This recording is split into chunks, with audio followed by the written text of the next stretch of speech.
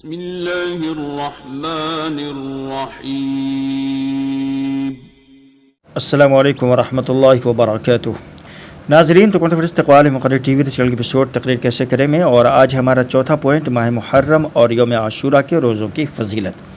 ماہ محرم چونکہ ایک عظمت اور حرمت والا مہینہ ہے، اس لیے اس مہینے میں خاص طور پر نبی اکرم صلی اللہ علیہ وسلم سے روزہ رکھنا اور صحابہ کرام سے ثابت ہے، لہٰذا اس کا بھی ہم کو اپنی تقریر میں ذکر کرنا ہے۔ خاص طور پر یوم عاشورہ یعنی 10ویں محرم کے روزوں کی فضیلت اور اس کا ذکر جو ہے اپنی تقریر میں ضرور کرنا ہے، تاکہ ہم اور آپ اور عوام الناس جو ہے ان روزوں کا جو ہے وہ اہتمام کریں۔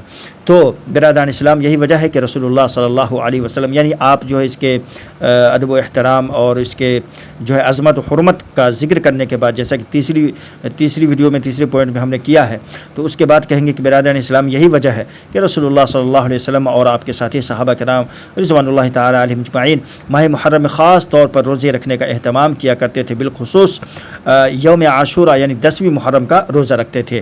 اب اس تعلق سے ایک حدیث پاک ہے، بڑی ہی دیکھیں اچھی حدیث ہے۔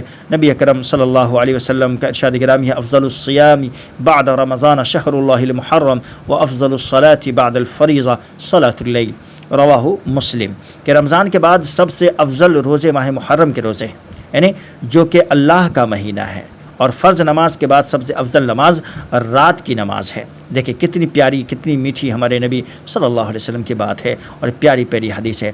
اللہ کے نبی صلی اللہ علیہ وسلم فرماتے ہیں کہ رمضان کے بعد سب سے افضل روزہ جس مہینے کا ہے وہ مہینہ کون سا ہے؟ ماہ محرم کا ہے۔ اور یہاں پر قابل غور بات یہ ہے کہ اللہ کے نبی صلی اللہ علیہ وسلم نے فرمایا کہ افضل الصیام بعد رمضان شہر اللہ المحرم، کہ یہ اللہ کا مہینہ ہے۔ اللہ اکبر! یہ عظمت، یہ مقام اور یہ مرتبہ دوسرے کسی مہینے کو حاصل نہیں ہے۔ یہ شرف جو ماہ محرم کو حاصل ہے کہ اللہ کے نبی نے فرمایا کہ یہ اللہ شہر اللہ المحرم، یہ اللہ کا مہینہ ہے، دوسرے کسی، یہاں تک کہ ماہ رمضان کو بھی یہ شرف حاصل نہیں ہے کہ اس کے اندر کہا گیا حدیث کے اندر شہر اللہ ہل رمضان نہیں کہا گیا ہے۔ یہ شرف جو ہے صرف اور صرف ماہ محرم کو حاصل ہے کہ اللہ کے نبی صلی اللہ علیہ وسلم نے فرمایا کہ رمضان کے بعد سب سے افضل روزے ماہ محرم کے ہیں، جو کہ اللہ کا مہینہ ہے شہر اللہ المحرم، اور فرض نماز کے بعد سب سے افضل نماز رات کی نماز یعنی تہجد کی نماز ہے۔ تو ناظرین، اس حدیث پاک سے ہمیں معلوم ہوا کہ رمضان ماہ محرم کا جو مہینہ ہے وہ بڑی ہی عظمت والا مہینہ، بڑی برکت والا مہینہ ہے، اور روزہ رکھنے کے اعتبار سے یہ وہ مہینہ ہے کہ رمضان کے بعد افضل روزے جو ہے وہ ماہ محرم کے ہیں۔ ٹھیک ہے، آگے بڑھتے ہیں۔ نیز حضرت عبداللہ ابن عباس رضی اللہ تعالیٰ عنہما کہتے ہیں، یہاں سے اب ایک واقعے کی طرف جو اشارہ ہو رہا ہے، ٹھیک ہے نا، تو اس کو ذہن نشین کیجیے گا اچھے سے، کہ نیز حضرت عبداللہ ابن عباس رضی اللہ تعالیٰ عنہما کہتے ہیں کہ رسول اللہ صلی اللہ علیہ وسلم جب مدینہ منورہ میں آئے تو آپ نے دیکھا کہ یہودی یوم عاشورہ کا روزہ رکھتے ہیں۔ آپ نے ان سے پوچھا، تم اس دن کا روزہ کیوں رکھتے ہو؟ انہوں نے کہا کہ یہ ایک عظیم دن ہے، اس میں اللہ تعالیٰ نے حضرت موسیٰ علیہ السلام اور ان کی قوم کو نجات دی، پھر فرعون اور اس کی قوم کو غرق کیا، چنانچہ حضرت موسیٰ علیہ السلام نے اسی دن کا روزہ شکرانے کے طور پر رکھا، اس لیے ہم بھی اس دن کا روزہ رکھتے ہیں۔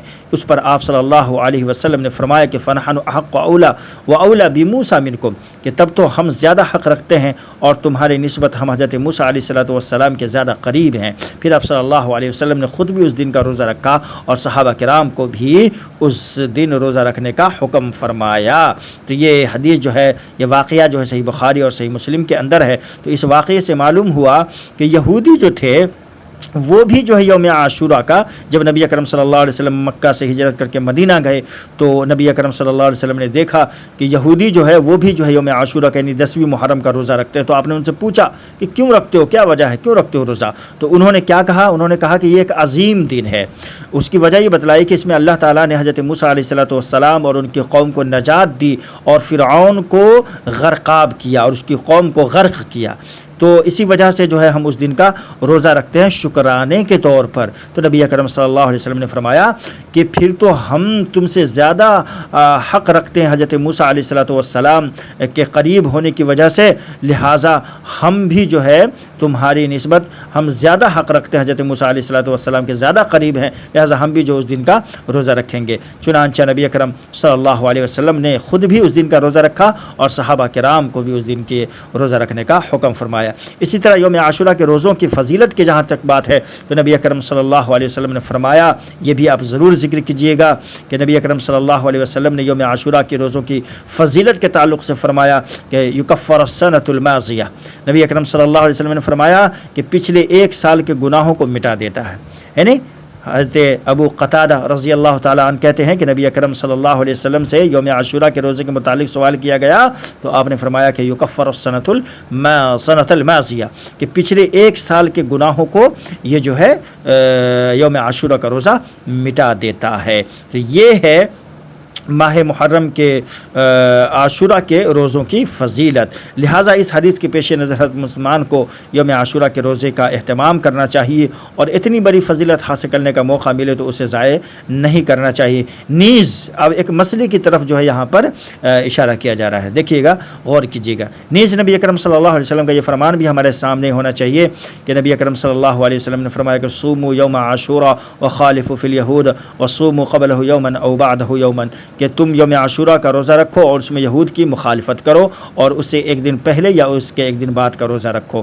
تو یہاں پر بھی ایک قابل غور بات ہے کہ نبی اکرم صلی اللہ علیہ وسلم نے ہمیشہ یہود و نصارہ کی مخالفت کا حکم فرمایا ہے. تو یہاں پر جو ایک روزہ ہم رکھ رہے ہیں یوم عاشورہ کا، ثواب کی نیت سے تو رکھ ہی رہے ہیں کہ نبی اکرم صلی اللہ علیہ وسلم نے رکھے، صحابہ کرام نے رکھے اور ہم کو ثواب ملتا ہے، پچھلے ایک سال کے گناہ معاف ہو جاتے ہیں، لیکن اس میں یہود کی مخالفت بھی ہے. اسی وجہ سے اللہ کے نبی صلی اللہ علیہ وسلم نے فرمایا کہ چونکہ اس کی مشابہت نہ ہو، وہ صرف ایک ہی دن کا روزہ رکھتے تھے، اس لیے اس کی مخالفت میں ایک دن پہلے کا اور ایک دن بعد کا بھی روزہ رکھنا چاہیے. یعنی 9 کا بھی روزہ رکھنا چاہیے، 10 کا بھی اور 11 کا بھی رکھنا چاہیے. اسی حدیث کے پیش نظر بعض اہل علم کا کہنا ہے کہ جو شخص 9 محرم کا روزہ نہ رکھ سکے وہ 10 محرم کا روزہ رکھنے کے بعد یہود و نصارہ کی مخالفت کرنے کے لیے 11 محرم کا روزہ رکھ لے.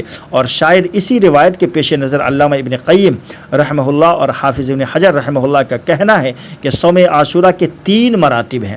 سب سے ادنا مرتبہ یہ ہے کہ صرف 10 محرم کا روزہ رکھا جائے، پھر اس سے اونچا مرتبہ یہ ہے کہ اس کے ساتھ 9 محرم کا بھی روزہ رکھا جائے، اور اس سے اونچا مرتبہ یہ ہے کہ ان دونوں کے ساتھ 11 محرم کا روزہ بھی رکھا جائے، کیونکہ اس مہینے میں جتنے زیادہ روزے رکھے جائیں گے اتنا زیادہ اجر و ثواب ہوگا. اللہ تعالیٰ سے دعا ہے کہ وہ ہمیں حرمت والے مہینوں کا احترام کرنے اور ان میں اسی طرح سے باقی مہینوں میں اپنی نافرمانی سے بچنے کی توفیق عطا فرمائے. آمین یا رب العالمین. ناظرین، تو یہ ہمارا چوتھا پوائنٹ جو ہے مکمل ہو گیا، اور 5واں اور آخری پوائنٹ انشاءاللہ تعالیٰ آنے والی ویڈیو میں ہم ذکر کریں گے کہ کیا ماہ محرم غم اور ماتم کا مہینہ ہے. یہ بھی ایک پیغام اور ایک میسج ہے مسلمانوں کو دینے کے لیے. چلیے تو آج کے لیے بس اتنا ہی. جاتی ویڈیو کو لائک ضرور کیجیے گا، چینل پر نہیں تو چینل کو سبسکرائب بھی کر لیجیے گا تاکہ ہماری ویڈیو آپ کو ملتی رہے، اب تک پہنچتی رہے. ملتے ہیں انشاءاللہ اگلی ویڈیو کے ساتھ. السلام علیکم ورحمۃ اللہ وبرکاتہ.